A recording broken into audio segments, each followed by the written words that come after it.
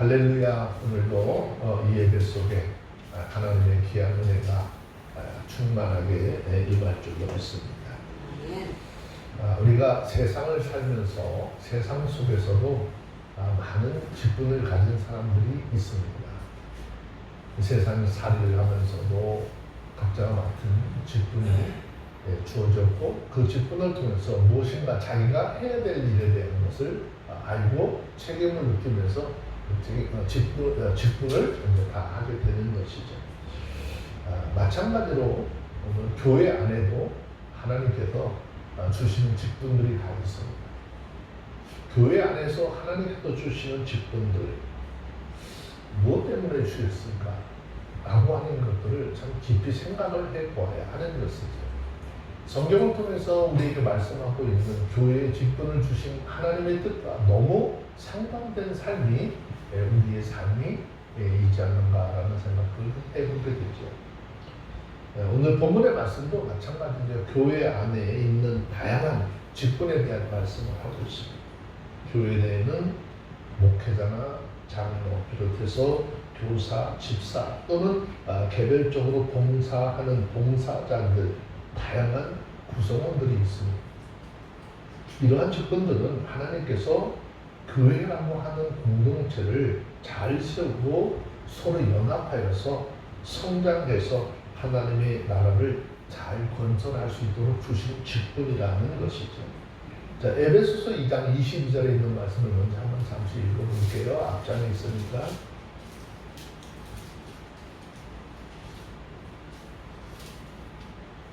교회라는 것은 이런 것이라는 말씀을 하고 있죠. 다 같이 에베소서 2장 22절 시작.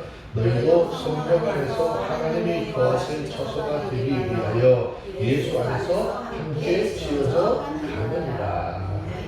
따라서 교회에는 각 직분자들이 있는데, 이 직분자들은 하나님께서 자신에게 주신 은사와 직분을 하나님의 뜻대로 바로 사용해야 한다라는 것이죠. 하지만 오늘날의 일부 교회 성도들은 교회 내에서 자신의 역할을 교만의 근거로 삼거나 인물을 등한히 해서 제대로 은혜 사역을 감당치 못하는 경우가 너무 많고, 심지어는 교회 안에 많은 분란을 일으키기도 하죠. 그래서 오늘 말씀을 통해서 직분의 본질을 좀 잘 깨달고, 우리 모두 우리에게 주신 하나님께서 주신 이 직분을 어떻게 감당을 할 것인가 깨달고, 우리에게 주신 사명을 올바르게 감당하고 하나님 앞에 상급을 쌓고 영광을 돌리는 그런 삶이 되어지기를 주의 이름으로 축원합니다. 하나님께서 우리에게 직분을 주신 것 그냥 아무나 막 줬을까요? 절대 그렇지 않대요. 믿음의 분량대로 하나님께서 우리에게 직분을 주셨다고 했어요. 자, 에베소서 4장 7절에 있는 말씀을 함께 보도록 합니다. 한번 읽어볼까요? 시작. 우리 각 사람에게 그리스도의 선물의 분량대로 우리를 주셨나니. 이 말은 우리가 예수 그리스도로부터 굉장히 풍성한 은혜의 선물을 받았다라는 것이죠.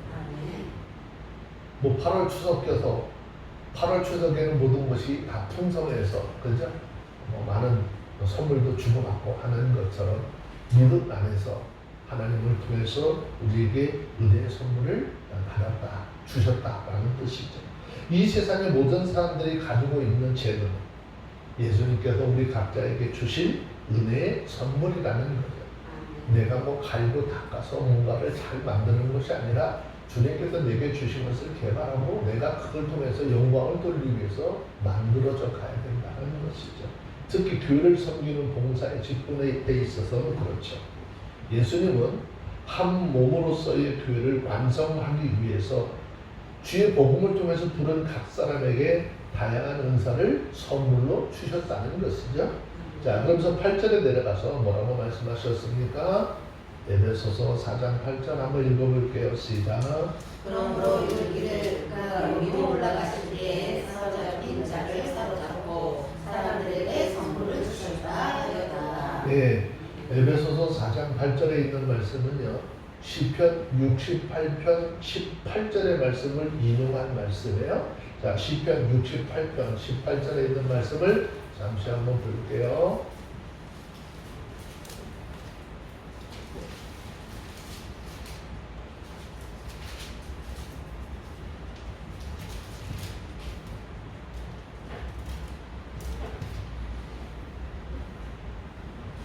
읽어보시겠습니다. 시작.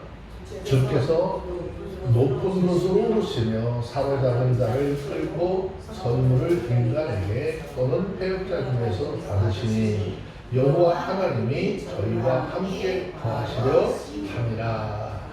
네, 이 말씀을 바울 선생님께서 인용을 해서 지금 에베소 4장 8절의 말씀으로 우리에게 전하고 있습니다. 자, 예수 그리스도의 사역에 대해서 말씀하신 것인데 여기서 말하는 선물이라고 하는 단어가 나오죠. 여기서 선물이라고 하는 것은요, 예수님께서 우리에게 주는 은혜를 이야기하는 것입니다. 은혜라고 하는 것은요, 하나님께서 예수님께서 죄인들에게 베푸시는 모든 구속적인 역사를 말하는 것입니다.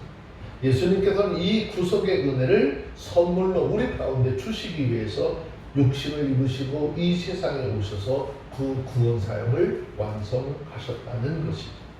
자, 성경은 이 사실을 우리에게 증거하기 위해서 요한계시록 22장 17절 넘어가서 좀 보시면은요,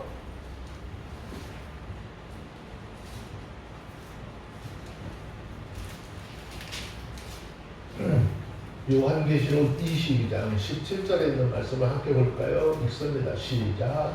성령과 신부가 말씀하시기를 오라 하시는도다. 듣는 자도 오라 할 것이요 원하는 자도 올 것이요 또한 원하는 자는 값없이 생명수를 받으라 하시더라. 그렇죠? 자, 그러면 이게 예수님께서 신약에 오셔서 하신 얘기가 아니죠. 자, 이사야서 55장 1절에도 거의 비슷한 말씀을 하고 있는 것이죠. 자, 이사야서 55장 1절 말씀을 보세요.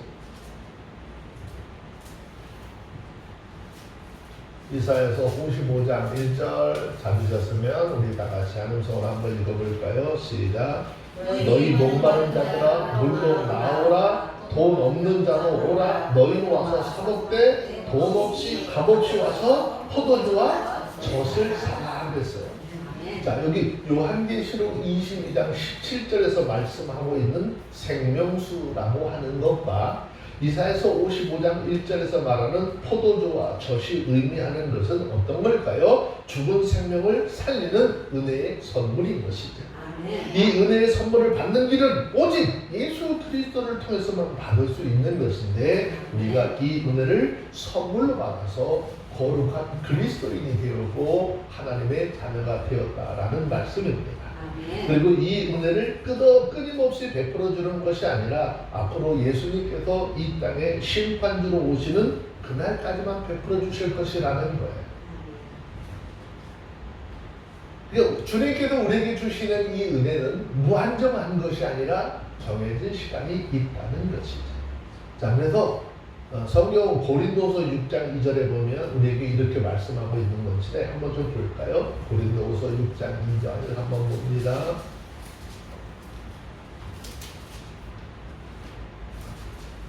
고린도후서 6장 2절 찾아서 한번 봅시다. 시작. 가라사대 내가 은혜를 베풀 때 너를 듣고 구원의 날에 너를 보았다 하셨으니 보라 지금은 은혜 받을 만한 때라. 보라 지금은 구원의 날이다. 예수님께서 이 땅에 심판으로 오시면 모든 은혜도 받을 수 없는 것이고 또 다른 구원의 은혜를 베푸신다 할지라도 받을 수 없다는 것이죠. 즉 예수님께서 재림하시기 전까지 은혜의 시대라고 말하고 있는 것이죠. 자, 이 기간 동안은 모든 죄인들을 구원하시는 예수 그리스도의 은혜가 온 세상에 넘쳐 흐르는 것이죠. 마치 요한계시록에서 말씀하고 있었던 생명의 강처럼. 그리고 그 생명의 강에 찾아오는 자마다 그 물을 먹고 마시는 자마다 주님으로부터 오는 새로운 생명을 얻어 삶을 살게 되는 것이죠. 하지만 성경은 말씀하시기를 히브리서 12장 15절 보시면요, 히브리서 12장 15절에서 뭐라고 말씀하셨습니까? 이 말씀 굉장히 중요한 말씀이니까 한 번 더 살펴보도록 합시다. 히브리서 12장 15절.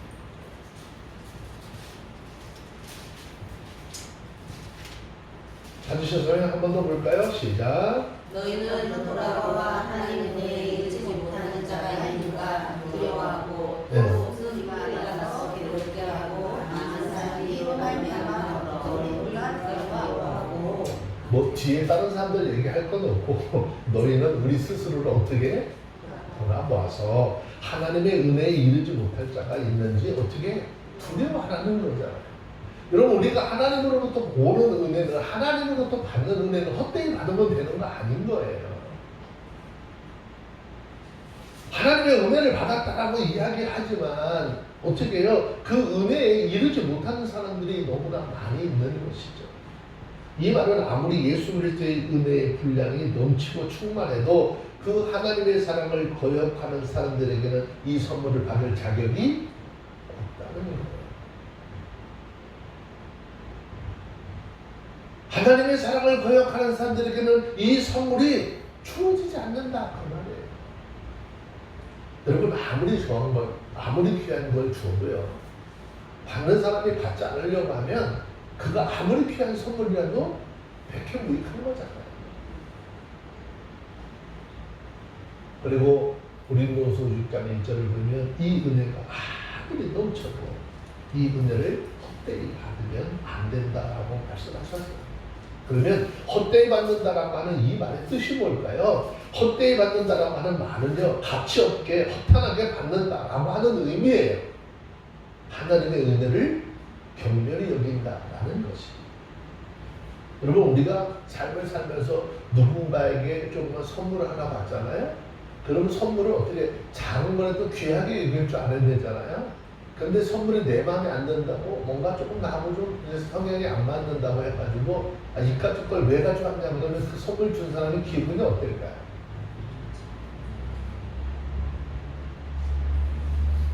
우리가 분명하게 깨달을 것은 그 예수 그리스도께서 우리에게 베푸시는 은혜는 너무나 귀하고 소중한 거예요.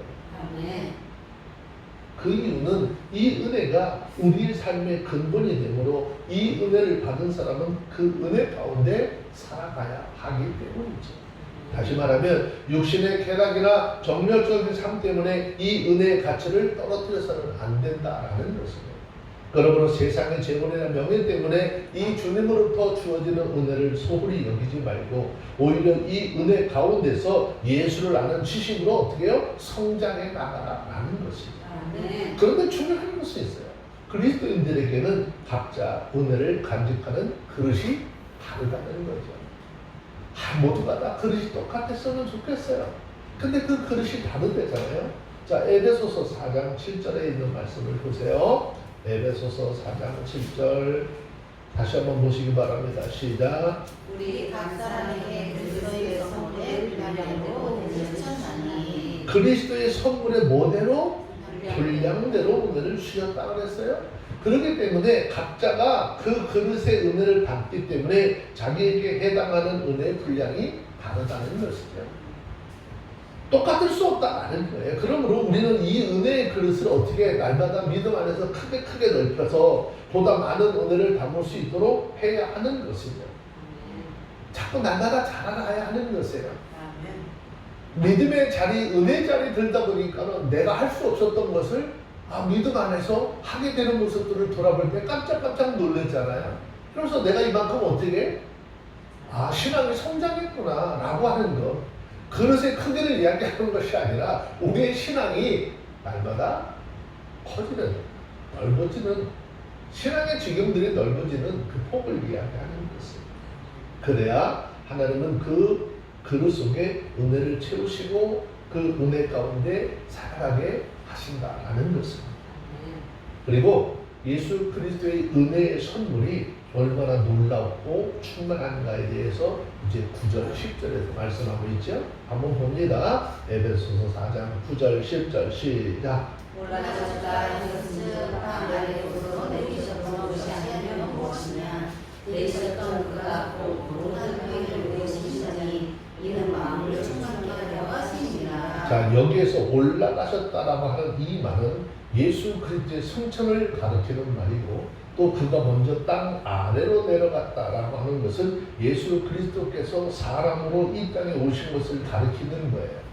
이거 잘못하면 예수님이 죽으셔서 땅속에 묻혔다는 얘기로 할 수 있어요. 근데 여기 지금 얘기하는 게 그 얘기 아니에요.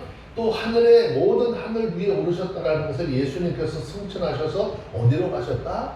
하나님의 나라로 가셨다라는 거죠. 그리고 예수 그리스도께서 승천하신 목적이 있는데 예수님께서 사망 권세를 깨뜨리시고 부활 승천하신 목적이 뭐냐? 만물을 충만케 하려고 하는데 목적이 있다는 것이죠. 자, 또한 만물을 충만케 하신다라고 하는 이 말은 하나님의 구원 계획대로 온 세상에 하나님의 구원을 충만히 이루신다라는 사실인 것이죠. 그러면 예수님께서 어떻게 하나님께서 계획하신 구원의 일을 어떻게 충만하게 이루셨을까라고 하는 것이죠. 그것은 예수님께서 부활 승천하셔서 우리 가운데 성령을 보내주셨죠. 그리고 그 성령을 통해서 우리에게 문사와 직분들을 허락하심으로써 이루어졌다는 거예요. 예수 그리스도께서 하나님의 구원의 계획을 충만히 이루기 위해서 지금도 하늘에서 우리 가운데 보내신 성령을 통해서 일하고 있는 것이죠. 그러니까 우리는 예민해야 되는데 어떤 것에 대한 예민이냐? 소리에 대한 예민. 성령께서 우리에게 주시는 말씀에 대한 예민함이 있어야지 되는 거예요. 그래야 말씀을 볼 때도 내가 믿고 깨달아지는 것이고 내가 미처 깨달지 못하는 부분들을 성령의 감동을 통해서 알게 하시는 것입니다. 자, 그러면 우리 각자에게 하나님께서는 교회 안에 직분이라는 것을 주셨어요. 이 직분을 허락하신 이유가 뭘까요? 자, 한번 볼까요? 11절, 12절 함께 봅니다. 시작. 그가 혹은 사도로 혹은 선지자로 혹은 복음 전하는 자로 혹은 목사와 교사로 주셨으니 이는 성도를 온전케 하여 봉사의 일을 하게 하며 그리스도의 몸을 세우려 하십니다. 자, 사도 바울께서 본문 11절 12절 말씀에서 우리들에게 교회에 각 속한 직임을 주신 일을 뭐라고 그러는 거예요? 사람이 영광받기 위해서요? 사람이 자기 의를 나타내기 위해서? 그렇지 않죠. 성도를 어떻게 온전케 하며, 그죠?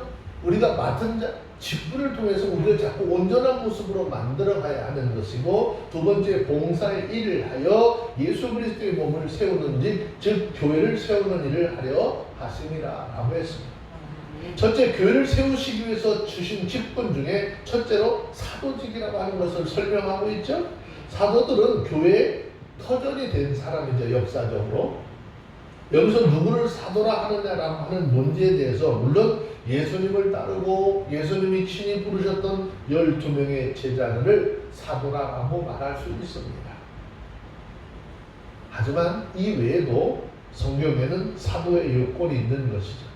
사도가 될 수 있는 첫째 조건은 친히 부활하신 주님을 만나는 사람이어야 한다는 것이죠. 왜냐? 사도의 직분이 바로 부활하신 주님을 전파하고 그분을 증거하는 증인의 삶이기 때문에 예수님의 부활을 목격하지 못하고 부활의 증인이 될 수 없었던 것이죠.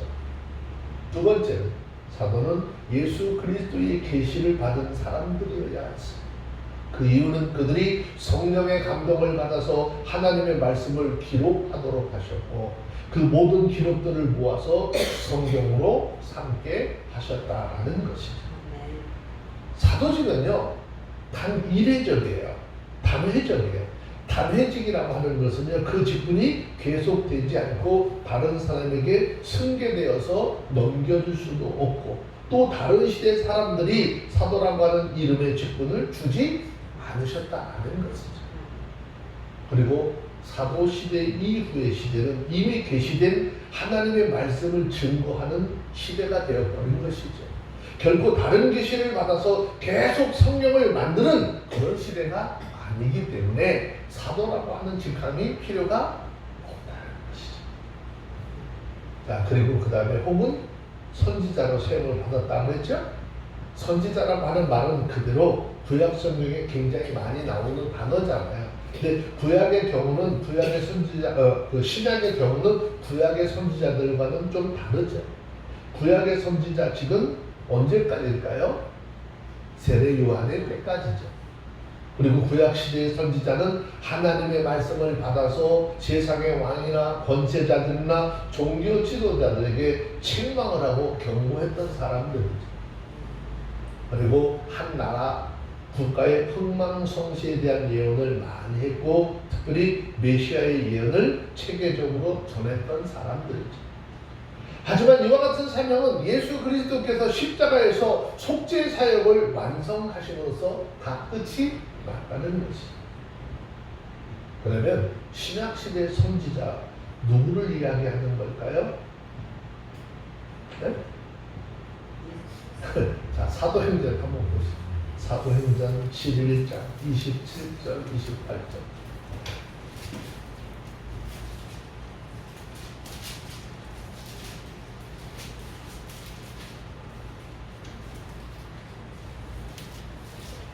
찾으셨으면 사도행전 11장 27절 28절 함께 볼게요. 시작. 그때 선지자들이 예루살렘 안디옥에 이르니 그 중에 아가보라 하는 한 사람이 일어나 성령으로 말하되 천하가 크게 흉년이 이릅니다 하더니 글라우디오 때에 그렇게 됩니다. 여기 보면 아가보를 선지자라고 불렀죠. 자, 그 다음에 사도행전으로 좀 넘어가서 한 구절 더 볼까요? 사도행전 15장 32절.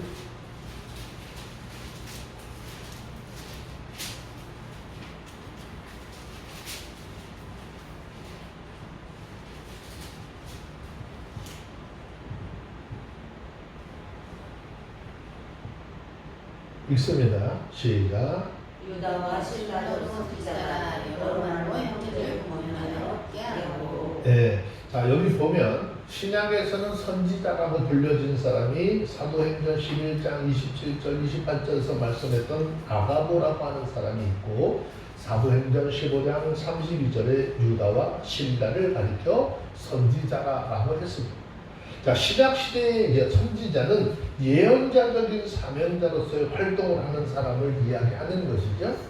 자, 그래서 이 당시에도 부분적으로 특별하게 하나님께서는 아가보를 통해서 뭐죠? 예루살렘 지경에 큰 흉년이 될 것을 알게 하셨어요.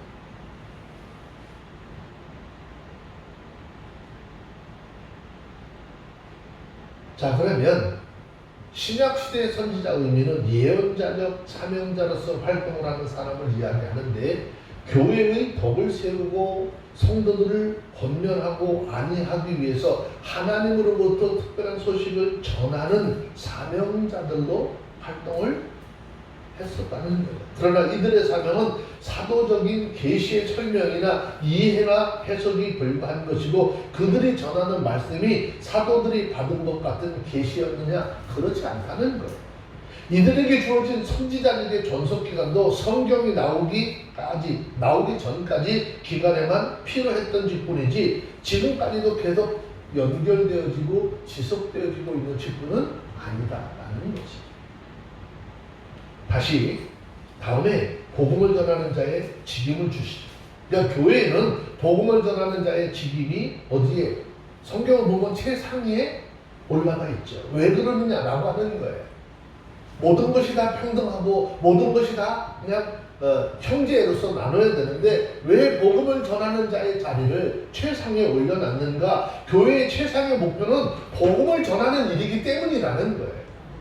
그 복음을 전하는 사람을 통해서 하나님이 전파되고 예수 그리스도가 전파되고 성령의 역사를 통해서 구원받는 하나님의 백성들이 주께로 돌아오도록 하기 위했기 때문입니다. 여기에서 잘못되어 버리면 하나님을 알고 구원의 자리에 오는 것이 아니라 사단의 말씀을 쫓아 구원에 이르지 못하는 결과를 가져오기 때문이다라는 거예요. 그래서 성경에서 이야기하잖아요. 장로들에게 잘하는데 교회에서 말씀을 전하는 자들에게 배나 더 존경하고 잘 섬겨야 된다라고 이야기하는 이유가 그런 이유였어요. 왜? 초대교회 당시도요. 복음을 전하는 사람들은 자기 일을 할 수가 없었어요. 전무, 기도에 전무하고 말씀을 연구하는 일에 전무해야 했기 때문에 자기 삶이, 자기 생활이 없었어요. 그래서 교회에서 그를 지원해주고 교회에서 생활을 대처해주면 안 된다라고 하는 것입니다. 디모데가 바울 역시도 이 복음을 전하는 자로서의 사명을 받는 자로 볼 수 있죠. 바울이 디모데에게 이야기하기를 디모데후서 4장 2절 말씀에 한번 보세요. 디모데후서 4장 2절 말씀에 보면 우리가 잘 아는 말씀이에요. 때를 얻든지 못 얻든지 너는 말씀을 전하라 그러잖아요. 자, 디모데후서 4장 2절 한번 봅니다. 시작. 너는 말씀을 전파하라. 때를 얻든지 못 얻든지 항상 힘쓰라. 범사자의 참음과 가르침으로 경쟁하며 겸비하며 권하라. 때를 얻든지 못 얻든지 이 말은 그들이 하나님의 말씀을 듣고 이해할 수 있는지 없는지 그거 생각하지 말라는 거죠. 이스라엘 백성들에게 하나님의 말씀이 어떻게 전했던 선지자들의 삶은 어땠어요? 그들이 하나님의 말씀을 이해를 하고 순종할 수 있을 때 전했습니까? 그렇지 않았어요. 그들이 하나님의 말씀에 불순종하고 세상을 향해 우상 숭배하는 자리에 빠졌을 때 하나님의 선지자들을 통해서 그들에게 돌아올 것을 말씀하시고 하나님의 뜻을 전하는 것이죠. 몇 사람이 돌아오든지 아니면 민족 전체가 돌아오지 않든지 하나님의 명령이기 때문에 그 명령대로 복음을 전하는 것이죠. 자, 사도 바울도 고린도전서 9장 16절 말씀에 보면 아주 자기 신앙 고백을 하고 있는데 뭐라고 그러죠? 내가 하나님께서 내게 주신 복음을 전하지 않으면 자신에게 저주가 임할 것이라는 이야기를 하죠. 한번 봅시다. 고린도전서 9장 16절 읽습니다. 시작. 내가 복음을 전할지라도 자랑할 것이 없으면 내가 복음을 할 일이라. 만일 복음을 전하지 아니하면 내게 화가 있을 것이로다. 교회 집중자로서의 삶을 사는 것도 마찬가지고 정말 이걸 부득불 하는 것이 아니라 하나님께서 내게 이 성경을 전하고 복음을 전하라고 주신 사명이기 때문에 이거는 반드시 다른 모든 것을 다 제쳐두고라도 해야 한다라고 고백하고 있는 것이죠. 만약에 이거 하지 않으면 나 스스로에게 뭐가 임한다? 저주가 임할 거라는 마음을 가졌어요. 두려움으로 했다는 거잖아요. 자, 복음을 전하는 사명자로서의 이방인의 사도 직분을 충실히 수행을 하게 되죠. 하나님이 이 복음을 전하는 자의 사명을 가장 높이 평가하시는 것입니다. 그리고 이들이 맺는 열매인 전도의 결실을 가장 큰 열매로 인정해 주시는 것이죠. 우리가 전해진 복음을 통해서 한 영혼들이 하나님을 알고 예수를 알고 회개하고 주께로 돌아오는 그것을 하나님 가장 큰 신앙의 열매로 인정해 주시는 것이죠. 또 이들이 받을 상급에 대해서 하늘의 별같이 빛나는 상급으로 다른 직분의 상급보다 더 높여주셨다는 거예요. 한 영혼을 하나님께로 돌아오게 하는 자는 하늘의 무별처럼 빛나게 해 주시겠다라고 하는 것이 하나님의 약속입니다. 이 책임은 성령이 임하시고 그 능력을 받으면 누구나 할 수 있는 직임입니다.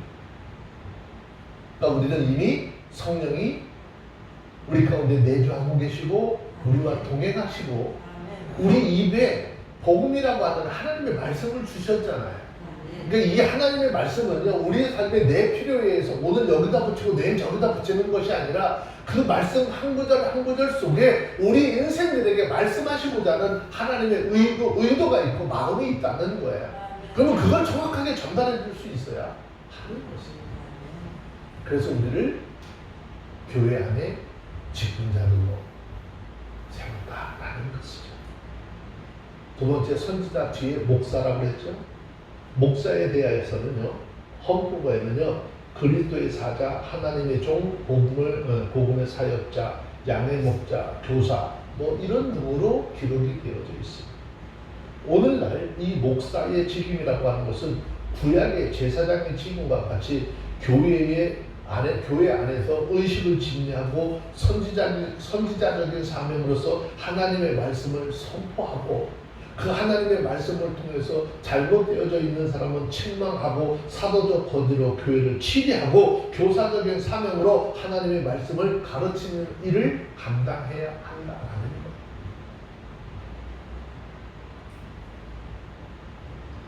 이 사명을 온전히 지금 감당을 하고 있느냐? 하나님의 말씀을 전하고 신앙을 가르침에 있어서 사람의 눈치를 볼 필요가 없는 것입니다. 근데 워낙 교회들이 많다 보니까 그렇죠? 사람이 우리 교회 여기 아니면 없어? 간다니까요.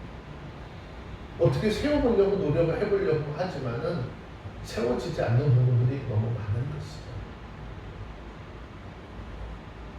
누가 아실까? 하나님께서 아실 거예요.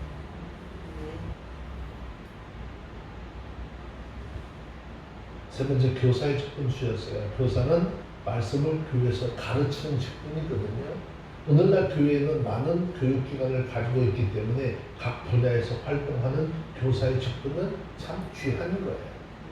근데 지난번에도 제가 그런 말씀을 드렸지만 여기 교사는요, 그냥 아무나 막 세워서 교회 학교 교사 세우면 안 되는 거예요. 신앙적으로, 믿음적으로, 학문적으로 정말 잘 알아서 그 영혼들을 잘 인도하고 제대로 가르칠 수 있는 사람들이 세워져야 하는데 그렇지 않다 보니까 교회적으로 많은 문제가 생겨나는 것입니다. 하지만 교회에 이와 같은 직분을 허락하신 이유가 있는데, 첫째는 그리스도의 몸인 교회를 온전하도록 하기 위해서이고, 둘째는 봉사일을 하기 위해서라고 했어요. 그리고 세 번째는 그리스도의 몸을 세우려 하심이라 했어요. 그러므로 교회에서 직분을 받은 모든 사람들은 서로가 받은 달란트가 좀 다르겠지만 받은 달란트가 다른 것으로 인해서 교회를 온전하게 세워가는데 힘써야 된다는 것이죠. 이것을 직분을 받은 사람들이 마땅히 감당해야 할 사명이라는 것이죠. 자, 이제 사도 바울 통해서 13절 말씀에서 그리스도인들의 신앙의 성장을 강조하고 있어요. 이 신앙의 성장을 강조하는 이유는요, 개인의 신앙의 성장이 교회의 신앙의 성장과 연계성이 있기 때문이다라고 이야기하고 있는 것이죠. 그와 같은 신앙의 성장에는 하나님의 아들을 믿는 것과 아는 일에 하나가 되어서 온전한 사람을 이루어서 그리스도의 장성한 믿음의 분량에 충만한 데까지 이르러야 한다라고 말씀을 하고 있는데, 자, 에베소서 4장 13절부터 16절까지 한번 읽어봅니다. 읽겠습니다. 시작. 우리가 다 하나님의 아들을 믿는 것과 아는 일에 하나가 되어 온전한 사람을 이루어 그리스도의 장성한 믿음 분량이 충만한 데까지 이르르니, 이는 우리가 이제부터 어린아이가 되지 아니하여 사람의 계술과 간사한 유혹에 빠져 모든 교훈의 풍조에 밀려 요동치 않게 하려 합니다. 오직 사랑 안에서 참된 것을 하여 범사에 그에게까지 자랄지라. 그는 머리니 곧 그리스도라. 그에게 온 몸이 각 마디를 통하여 도움을 입음으로 연락하고 상합하여 각 지체의 분량대로 역사하여 그 몸을 자라게 하며 사랑 안에서 스스로 세우느니라. 여기에서 말하는 우리라고 하는 이 말은요, 예수 그리스도의 몸인 교회를 지칭하는 말이고요, 교회의 성장은요, 그 지체되는 성도들이 신앙적인 성장으로만 이룰 수 있다는 뜻이기도 합니다. 그러면 교회가 성장한다, 교회 성장의 의미는 무엇을 얘기할까요? 성경에서 얘기하는 교회 성장은요, 우리 눈에 보이는 이 교인의 숫자 많은 것을 의미하는 것이 아니에요. 수요는요, 교세의 성장이지만 교회 성장은 아닌 거예요.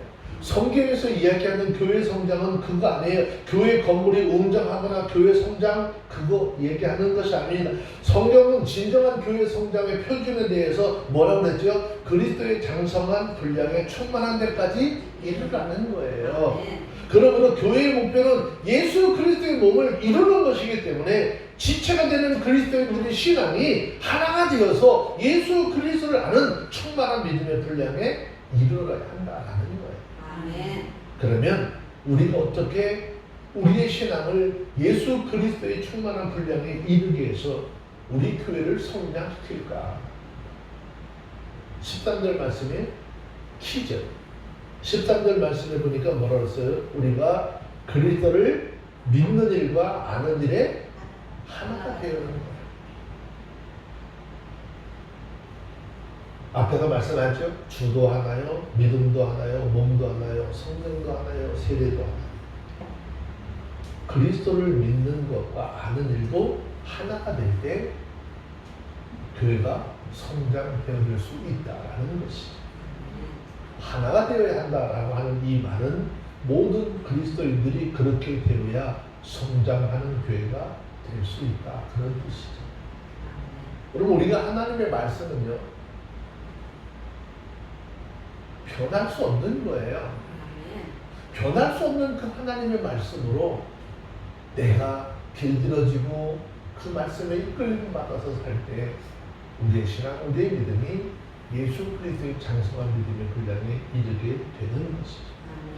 우리 신앙의 성장에는 믿음과 지식이 일치해야 된다. 그러니까 듣고 알고 있는 지식은 많은 것 같은데 믿음이 어떻게 거기에 미치지 못하니까 자꾸 기울어지죠. 신앙적으로. 믿음과 지식이 하나가 되잖아요. 그 사람의 신앙은 아주 급속도로 성장을 해야죠. 그래서 히브리서 3장 14절에서 이렇게 말씀한 거예요.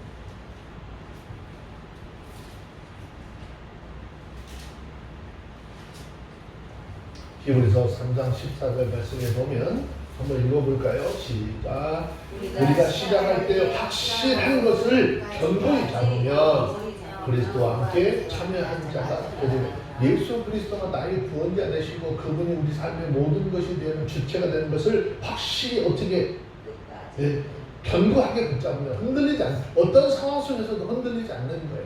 타협하지 않는 거예요. 그러면 최후의 날에 어떻게 그 믿음을 통해서 예수 그리스도와 함께 하나님 나라에 참여한 자가 될 것이다. 우리들은 예수 그리스도를 믿는 것으로 우리의 교회 생활이 시작이 됐잖아요. 예수를 믿는 믿음으로 우리의 신앙이 시작이 되었잖아요. 그 안에서 예수 그리스도의 죽으심을 믿었고 살아나신 그날도 확실히 믿는 것이죠. 그뿐 아니라 예수 그리스도께서 흘려주신 그 보혈의 능력이 나의 모든 죄를 사하여 주셨다라고 하는 일과 또 내가 그 예수를 믿는 믿음을 통해서 나에게 새로운 생명을 주셨고 내가 천국에 대한 소망도 확실히 갖게 되어지는 것이죠. 우리는 이 처음에 확실히 붙잡은 것, 이 믿음을 한평생 굳게 잡고 끝까지 이겨나가야 하는 것이죠. 하나님의 교회는 이와 같은 지체들이 모여서 한 몸을 이루는 것이다 하는 것이죠. 그러므로 그 중에 몇몇이 이런 믿음으로 성장하지 못하면 그리스도의 몸인 교회는 불협화음이 생겨날 수밖에 없는 것이고 상처를 받게 되고 그 중에 어느 지체이건 흔들리게 되면 교회는 흔들릴 수밖에 없는 거예요. 나에게 직접적인 문제로 흔들리는 것이 아니라 공연시 옆에 주변의 환경을 보고 그 사람들을 통해서 교회를 흔들려고 하는 일들이 생겨버립니다. 그러므로 우리가 예수 그리스도를 알면 아는 것만큼 우리에게 소망과 기쁨이 생겨나는 거예요. 그러니까 저와 여러분 삶 속에 정말 내가 지금 예수를 아는 것만큼 큰 소망과 기쁨이 있느냐라는 것이죠. 그래서 이 땅에 살면서 많은 고난의 역경을 당하고 고난을 당하지만 장차 사도 바울이 고백한 것처럼 하나님 나라에서 얻을 영광을 보니까 이 땅에서 이거 조금 겪는 거 이건 아무것도 아니잖아. 비교할 수 없는 것이죠. 그러니까 우리는 살면서 조금 힘든 부분을 능히 이겨나갈 수 있는 것이죠. 그래서 그리스도인들이 굉장히 중요한 것이요. 성경을 통해서 예수 그리스도를 배우는 공부를 등한히 하면 안 된다라는 것이죠. 다시 이야기를 또 드릴게요. 우리나라 기독교가 들어왔을 초창기에는요. 부흥회라고 하는 거 없었어요. 거의 다 사경회였어요. 그런데 그들의 신앙이 얼마나 우리 신앙의 선조들, 대한민국의 믿음의 선조들 신앙이 얼마나 대단했었는지 우리는 알잖아요. 왜 그렇게 대단했을까? 그들이 다른 것으로 가르침 받은 것이 아니라 성경에 기록한 하나님의 말씀으로 가르침을 받고 그 하나님의 말씀이 그들 심령 속에 믿음으로 딱 작용을 해버리니까 자기 아들을 죽인 원수라도 죄를 용서하고 양아들 삼아서 목회자를 만드는 역사가 일어나는 것이죠. 우리는 이 하나님을 아는 십자가의 사랑과 용서를 모르니까 누가 나를 한 대 때리면 적어도 나는 몇 대 정도는 패줘야 돼. 나 한 대 맞으면 몇 대 정도 패줘야지 속이 시원하냐고. 갚아도 배로 갚는 게 아니잖아요. 몇 배로 갚아야 돼. 몇 배로. 이게 말로는 우리가 그리스도인이라고 하면서도 아직도 이 속에 죄악 속에 세상 속에 가지고 있는 그런 인간의 감정들이 누구나 할 것 없이 다 가지고 있기 때문이다 하는 것이죠. 그런데 우리 믿음의 선조들 한번 보세요. 자기 아들은 처참하게 그렇게 죽였지만 우리가 그를 용서하고 양자 삼아서 양육해서 오늘 목회자로서 사역을 하고 있는 그런 부분들이 너무나 많잖아요.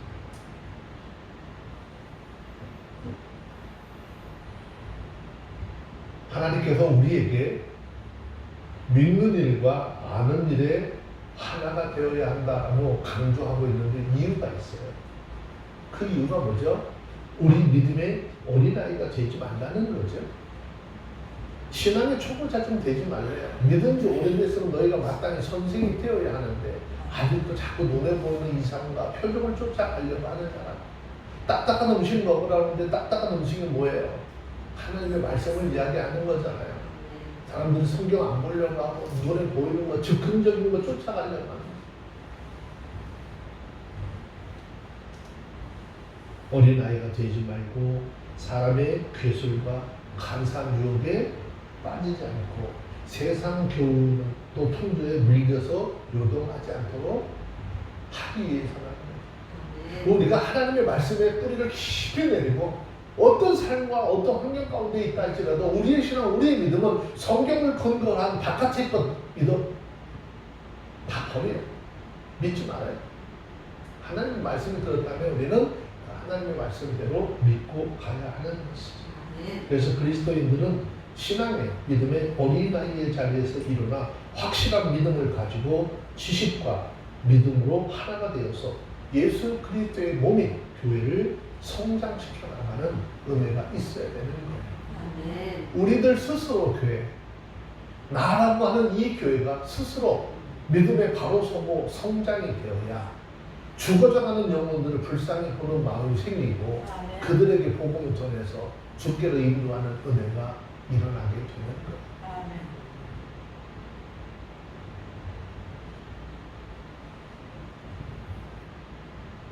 우리는 서로가 한 공동체라고 하는 의식을 가지고 그 공동체를 이루는 지체라고 하는 것을 명심을 하고 모든 일에 하나가 되는 사랑과 믿음과 지식을 가지고 성장해 나가고 그리고 그 성장을 통해서 우리 하나님을 예수님을 기쁘게 해드릴 수 있는 모두가 되어주시기를 주의 이름으로 축원합니다. 기도하겠습니다. 거룩하신 하나님 감사합니다.